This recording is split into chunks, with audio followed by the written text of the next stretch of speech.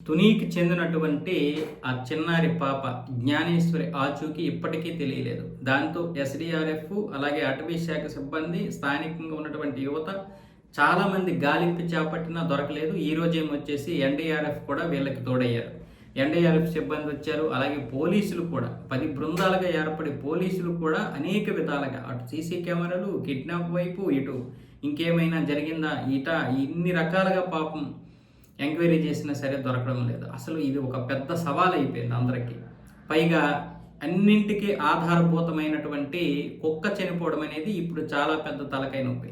ఈరోజు కుక్కకి post mortem కూడా నిర్వహిస్తున్నారు. ఈ పోస్ట్ మార్టంలో కుక్క ఎందుకు చనిపోయింది? విషప్రయోగం జరిగిందా, లేకపోతే అలసిపోయి చనిపోయిందా, లేకపోతే ఇంకేదైనా దాడి జరిగి చనిపోయిందా అన్న విషయం కూడా ఇప్పుడు పోస్ట్ మార్టం అయిపోతే తెలియాలి.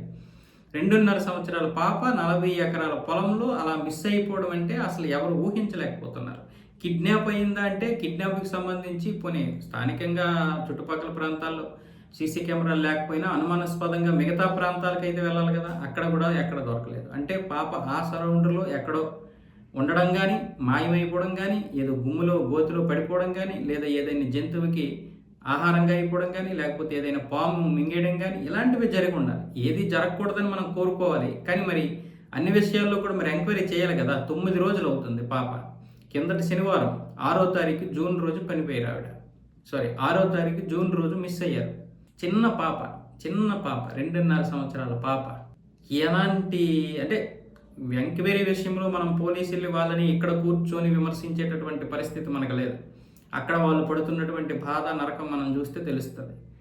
కాకపోతే ఇక్కడ మొత్తానికి మన వ్యవస్థలో కొన్ని లోపాలు అయితే ఉన్నాయి. ఆ లోపాలను మనందరం కూడా సరిదిద్దుకోవాల్సినటువంటి అవసరం అయితే ఉంది. ఇక్కడ మనం తల్లిదండ్రుల్ని అనేస్తున్నారు కొంతమంది, పోలీసు వ్యవస్థలే అంటున్నారు. ఇక్కడ ఎవరిని మనం అనడానికి లేదు, ఏది తెలియకుండా. నిజాలేంటో తెలిసిన తర్వాత మాట్లాడొచ్చు. కాకపోతే అందరము జాగ్రత్తగా ఉండాలి పిల్లల విషయంలో. ఇందులో ఇది మాత్రం ఇది ఓకే. కాకపోతే పిల్లల్ని చాలామంది చూడలేకపోతున్నారు తల్లిదండ్రులు. ఆ మాత్రం జాగ్రత్త లేదని కొంతమంది అంటున్నారు.